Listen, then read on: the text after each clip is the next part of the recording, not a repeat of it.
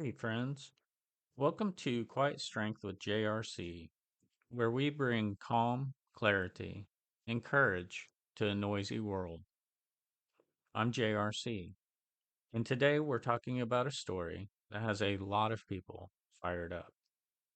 Headlines saying that nursing is no longer considered a professional degree by the United States government. If you're a nurse, a nursing student, or you love someone who is, that sentence alone probably hits hard. In this episode, I want to do three things. One, explain what's actually happening with this new policy. Two, present both sides of the argument as fairly as I can. Three, look at it through a quiet strength lens.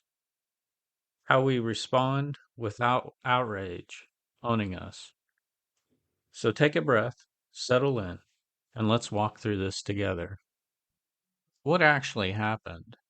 Recently, President Trump signed a large federal student loan law called the One Big Beautiful Bill Act. As a part of the law, the Department of Education was told to set new limits on graduate student loans and to decide which programs count as professional degrees. Here's a key change. Certain professional degree programs, like medicine, dentistry, and law, will let students borrow up to $200,000 in federal loans. All other graduate programs are capped at $20,500 per year and $100,000 in total in federal loans. At the same time, the Grad Plus program, which used to let grads borrow up to the full cost of attendance, is being eliminated starting July 1st, 2026. When the Department of Education drew up the list of programs that qualify for the higher professional limit, nursing was not included. So, for loan purposes, graduate level nursing degrees, like the MSN, DNP, nurse practitioner programs, are being treated like regular graduate programs, not like professional degrees. They get the higher $200,000 cap. Important clarification. This is about loan categories, not about state licensing. You're still a licensed professional if you're a nurse. The change is in how much federal money students can borrow, not whether you're really a professional in your work. But you can already see why the language feels insulting, especially in a country that leaned heavily on nurses during a pandemic. Why many nurses and advocates are outraged. Let's talk about the side that's angry and afraid. Nursing organizations and many health groups say this decision sends the wrong message and could do real damage. Their concerns sound like this. You're telling nurses they're not professionals. Even if the department insists this is just an internal financial category, the words still land like a slap in the face. Articles from nursing outlets and mainstream media note that nursing has been excluded from the professional degree list, while fields like medicine, law, and theology are included. Loan caps may not match the real cost of advanced nursing degrees. Many graduate nursing programs cost well over $100,000. With the new cap and no Grad Plus, students may have to turn to private loans, often with higher interest rates and fewer protections. This could deepen the nursing shortage. Nursing groups warn that limiting funding for advanced degrees, especially nurse practitioner, nurse anesthetist, and faculty roles, threatens the very foundation of patient care and could worsen existing workforce shortages. Gender and equity concerns. Critics note that nursing is a female dominated profession.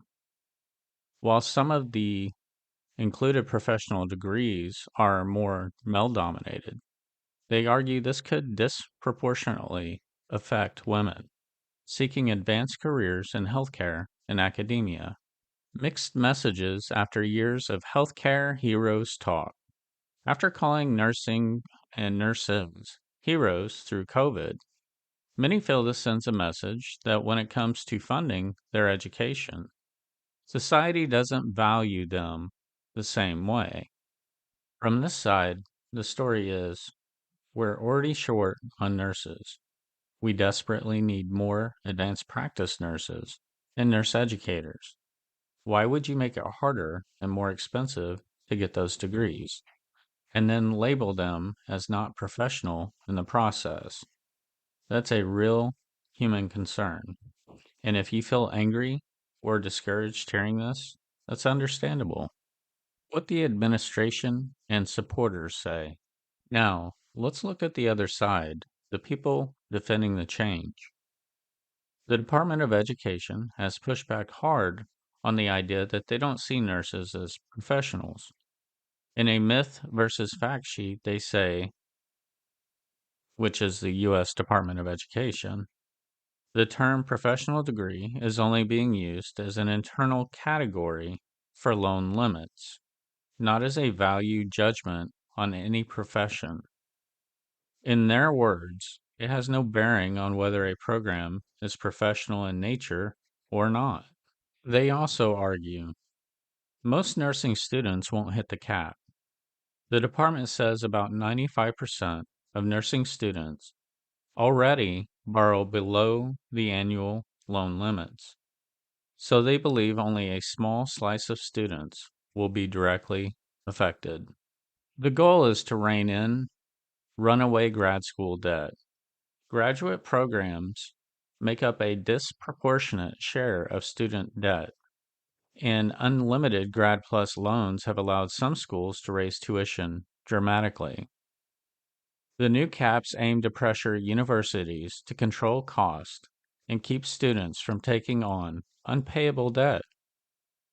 Undergrad nursing isn't affected. The loan limits apply to graduate programs only.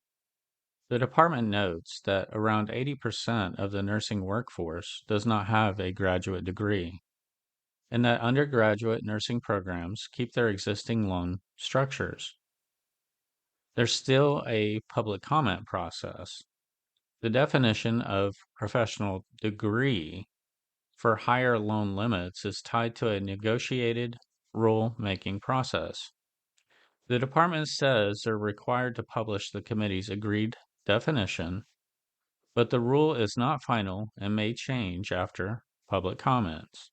And some economists and policy analysts add unlimited access to federal loans for any graduate program has contributed to tuition inflation and excessive borrowing.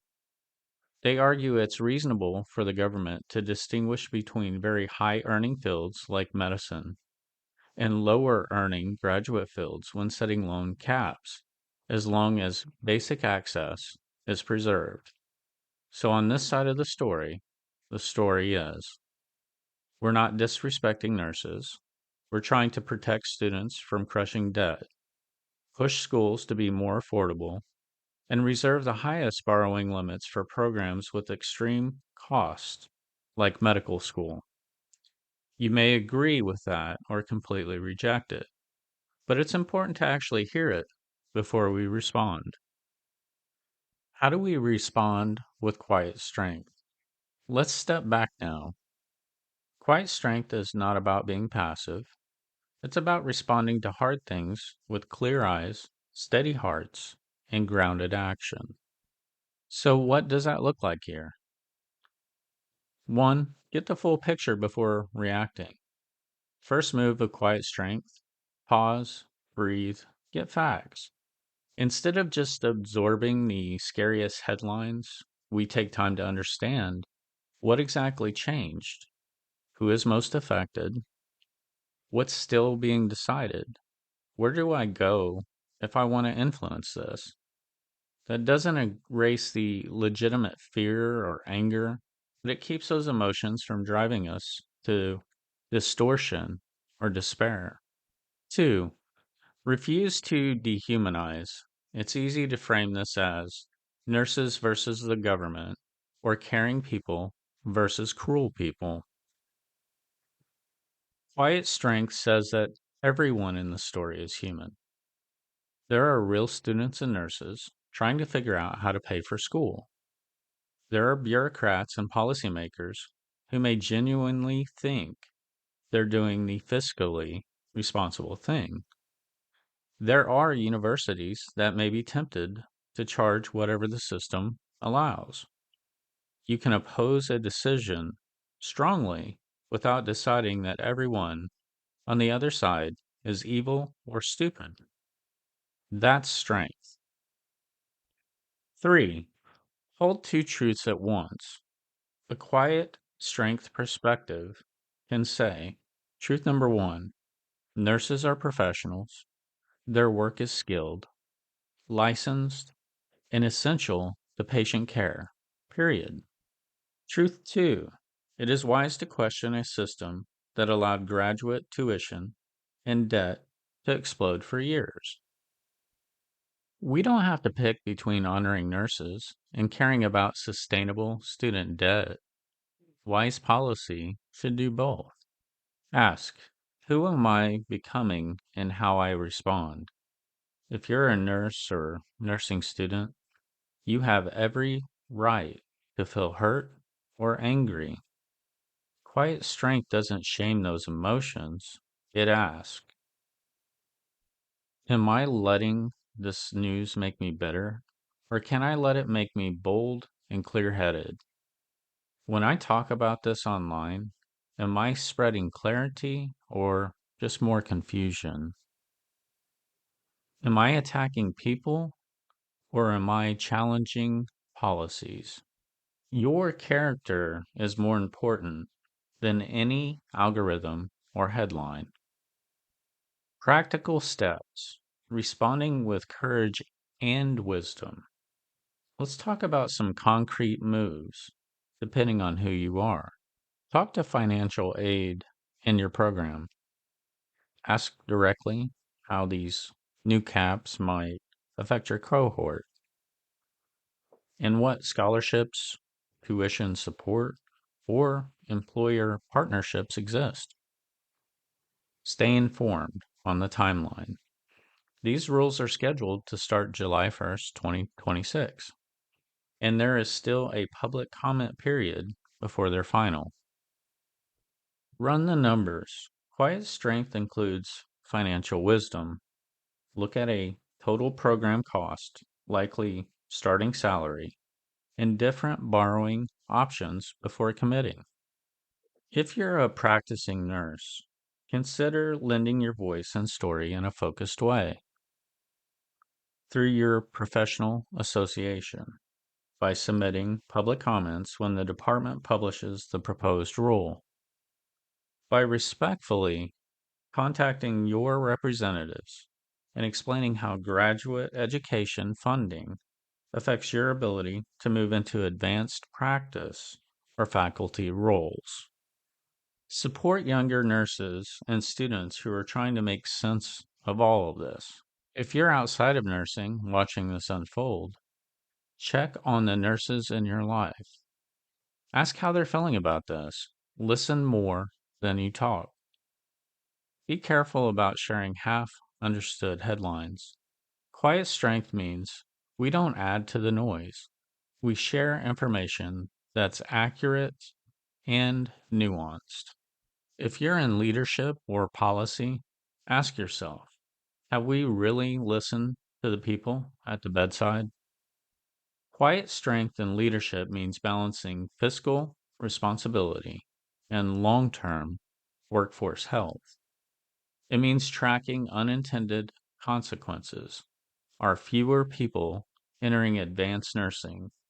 Are faculty shortages getting worse? Let me end with this. No piece of federal paperwork can define your worth. If you are a nurse, student, or practicing, you are a professional. You carry people's lives in your hands. You see them at their weakest and treat them with dignity. No lone category can change that. Quiet strength says, know your value, know the facts, stand up with calm courage. We don't have to choose between caring about nurses and caring about student debt. We can insist on policies that reflect both wisdom and honor. If this episode was helpful, share it with a nurse or student who's wrestling with this news. And if you want more calm, clear, grounded takes on current events, make sure you follow Quiet Strength with JRC wherever you listen to podcasts. Until next time, I'm JRC. Stay grounded, stay gracious, and keep walking in quiet strength.